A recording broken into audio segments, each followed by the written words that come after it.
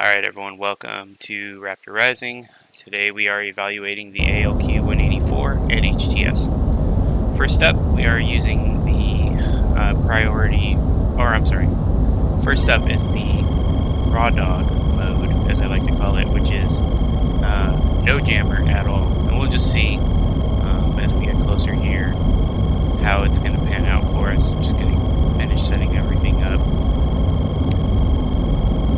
Even outside of the missile engagement areas of the SA-2 and SA-11 that are tracking us, you can see it's really not a big deal if I don't have the jammer on, as the harms outrange the missile's launch ranges significantly. So this is really just a test to see what it does.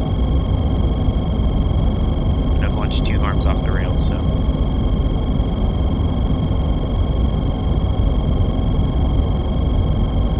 As you can see, the SA-2 is engaging us as soon as we reach that engagement circle. No hesitation whatsoever. Missile off the rails coming straight at us.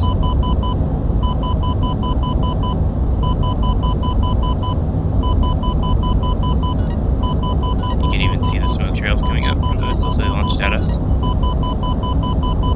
I'm going to start defending now.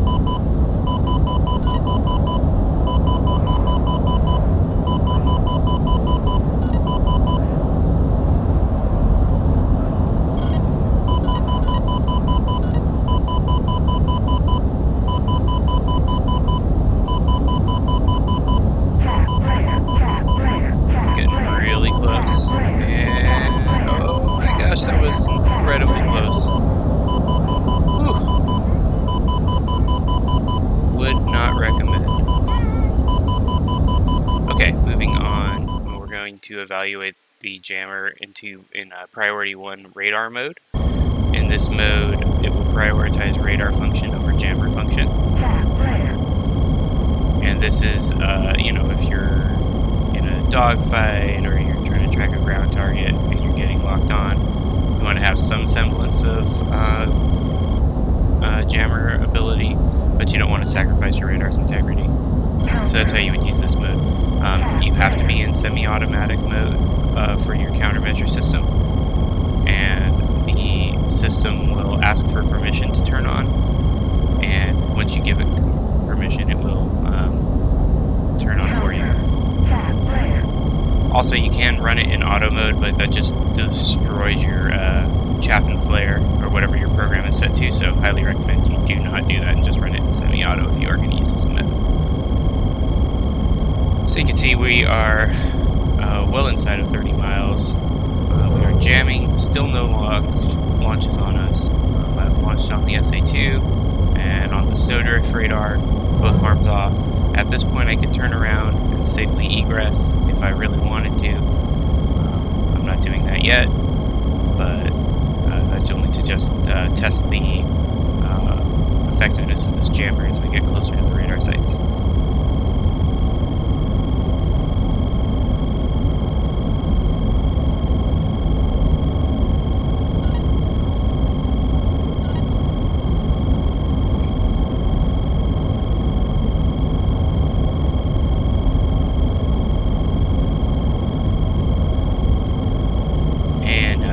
At us, very short range, just outside of 10 miles it looks like. So those are actually really threatening missiles. You don't want to be that close to them, obviously. They've got some really strong legs, and if you don't have harms, you'll be in harm's way, if you pardon the pun. Running away from those SA-11s. Luckily I had a lot of speed and diving. They're having a hard time keeping up with me. You can see one gets really close right there, though.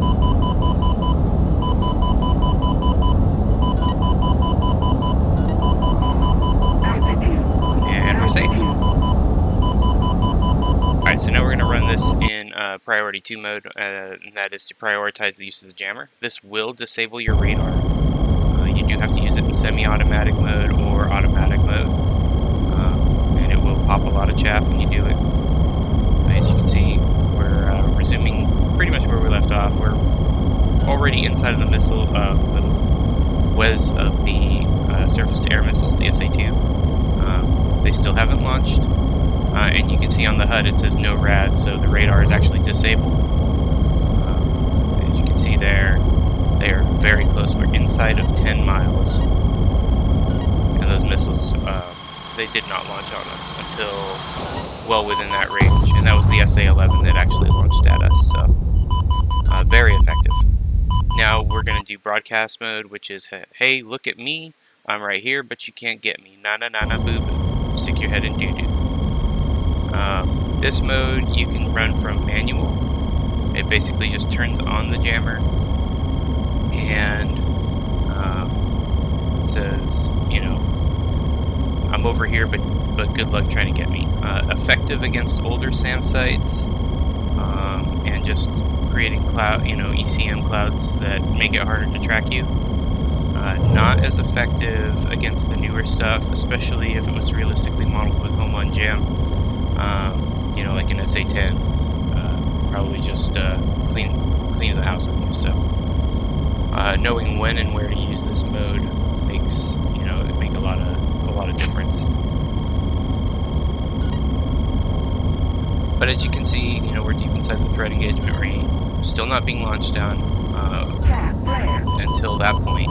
They did launch on us a lot sooner than the priority 1 or 2 modes, so that's interesting to note. You will need to be going defensive earlier, and maybe that's because, you know, the broadcast mode doesn't target a specific threat, it's just trying to jam anything. So maybe a jack of all trades, master of none type of situation. I am curious to see what the ALQ-184 Palm version does, and if that helps to deplete the surface-to-air radar's threat ranges even further. But even so, getting around worked out real well. Here's a life hack for the HTS Pod. You can rock this baby with CBU 105s. You do not need a harm missile to use this. So here, I've locked up that SA-2. It's the one thing important to note is the HTS does not give you direct area, and you can see I've ripped off the bombs there. So you're gonna have to search for them with your TGP. That's with the margin of error. Obviously, if you offsite and try and allow the HTS to triangulate, it'll get more accurate, and you won't have to search as hard for the target area with your TGP. But it is a sneaky and effective mode, as you can see, for obliterating SAM sites.